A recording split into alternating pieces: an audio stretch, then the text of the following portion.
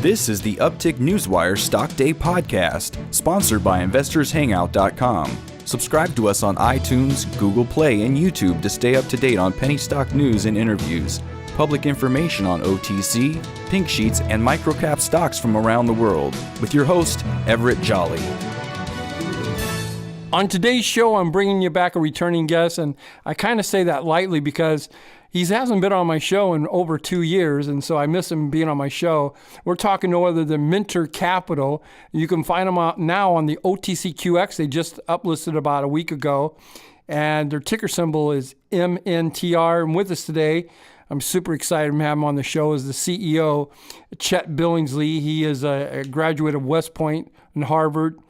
He's General Electric and a career investment background, and now he's focusing his energies on the cannabis sector, and this interview ought to be awful interesting. Chet, welcome to the show. Good to be talking to you again, Everett. Yes, 2 years, that's way too long. You need to come on my show more often. Well, that sounds good to me. We have crossed paths and said hello quite a few times in between, but I always like being on your show. Well, you're absolutely right. About, 8 months ago, you were at one of my shows, and we put on the UPPI Awards, and you were a recipient of one of the awards, that being the Strategic Marketing and Finance Company. And so what does exactly MNTR Capital do? I know you got your hands on a couple things, but draw us out your roadmap of who you are and where you're going. Sure. For 32 years, we've been doing much the same thing. We provide advice and financing for companies. We started in Silicon Valley.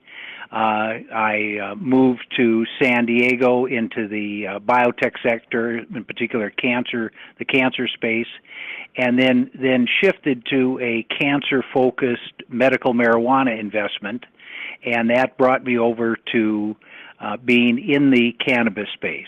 So today, we look at the larger cannabis companies that have the potential to go public, and we help them improve their financials, set up an audit committee, and make sure their legal structure is proper, and then provide funding in several steps, getting them ready for the public market. And during this incubation period, they get to act as a public company under our umbrella.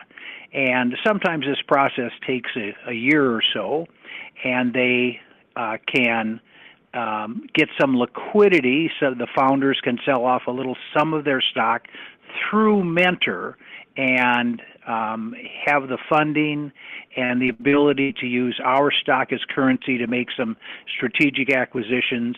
And then when they're ready, we can spin them off as a standalone public company. And they're launched with our 13,000 shareholders that are cannabis-interested investors, as opposed to being maybe from an old gold mine company if they did a shell reverse merger. And we've already provided them financing and can help them along the way to make sure they have success as they start out on their own. You know, I found that so interesting. I never knew that you had 13,000 shareholders. First of all, that was very impressive. But I think even more impressive was your filing your 10Q just, I think, a day or two ago. You guys did $1.2 million. How did that come about? And are you happy with that result? Yes, that's a 60% year-over-year growth. And how we came up with that change is we had made our initial $1.5 million investment with Bain Corporation back in 2014, and after about 4 months, they said that they were just going to keep the $1.5 million and weren't going to give us 60% of their business. So we can't allow that to stand. So we went to court, got our money back plus interest, but that didn't occur. You know, court cases nowadays take a long time, and that didn't really occur, and we didn't get paid back a little over $2 million until January of 2018. So that really freed us up to start making additional cannabis investments, raise additional funds.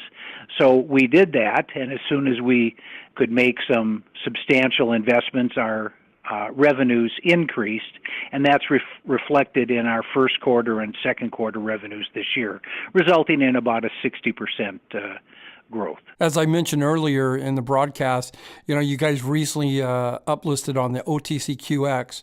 What should that mean to our listeners, and how did you get there? Well, the whole process, I mean, it's a 10-year odyssey. If you start as a very small public company as we did, and you go through the several steps on the pink sheets, and then you move up to the OTCQB for quality businesses, and then finally the OTCQX is the top tier just below NASDAQ.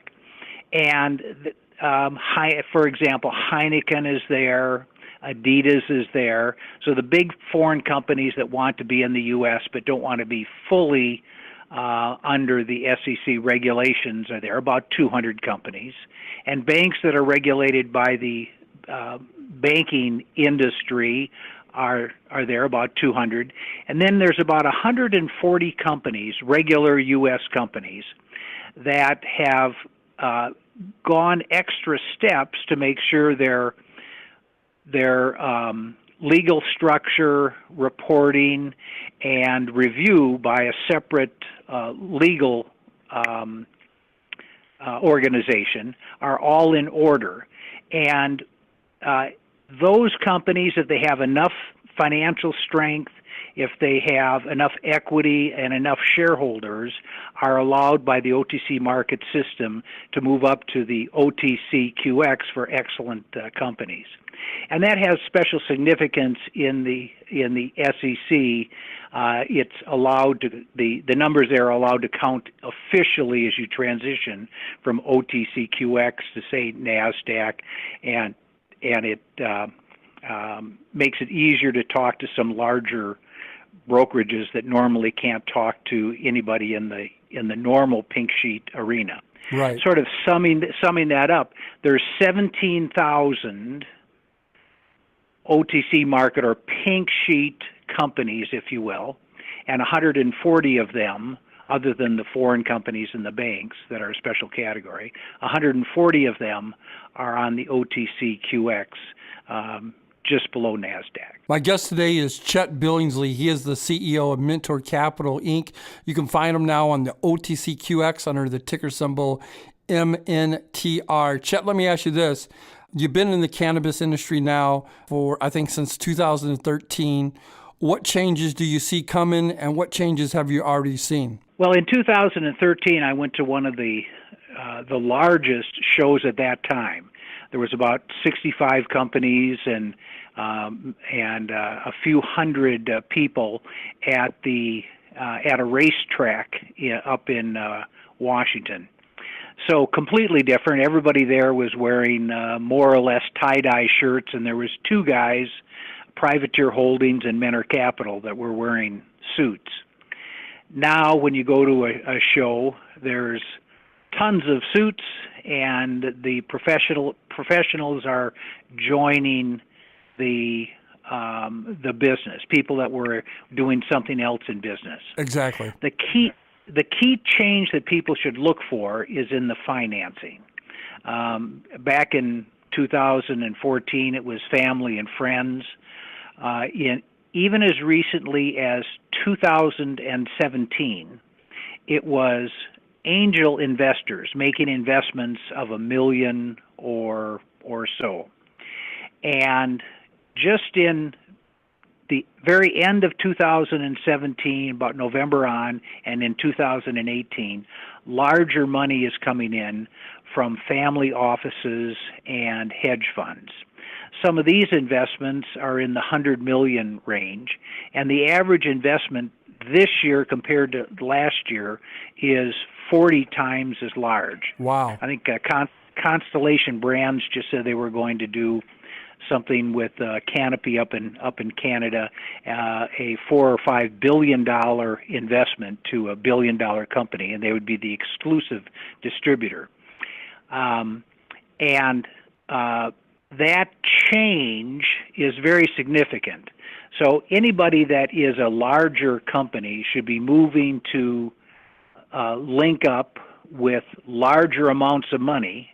And the time is now, because there'll be a shakeout of the larger brands that will be established, and that's a part of what we're trying to do. Link up with the larger companies and get them linked to large money through us. And you ask, what do I see in the future? Well, this marketing shakeout of the larger brands with larger money, and with a rescheduling by the DEA, only then will real Wall Street step in. Yes. When I say real Wall Street, that would be Goldman Sachs. Right. Goldman Sachs and BlackRock and those very large firms with literally trillions of dollars of money have not entered the market yet in cannabis. They invest where it's appropriate for them in the liquor market, but they do not invest in cannabis.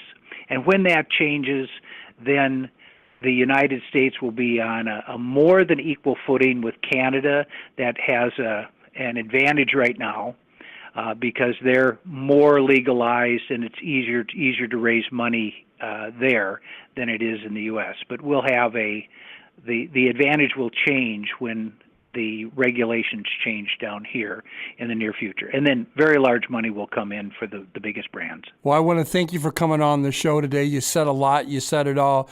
We only got a couple seconds left, but in closing, if somebody's listening to this interview, why should they go out and buy your stock? The fact that we're on the OTCQX represents our original goal, and that was to bring professionalism and integrity to the cannabis market.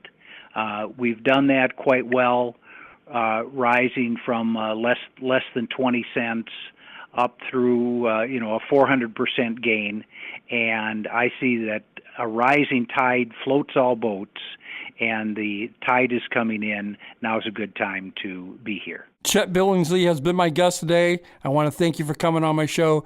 You can find their stock on the OTCQX under the ticker symbol MNTR. Chet, thank you so much. Looking forward to you coming back on the show in a month or two. Give us an update of what's going on in this sector. Everett, thank you for everything you do for business all over. Bye.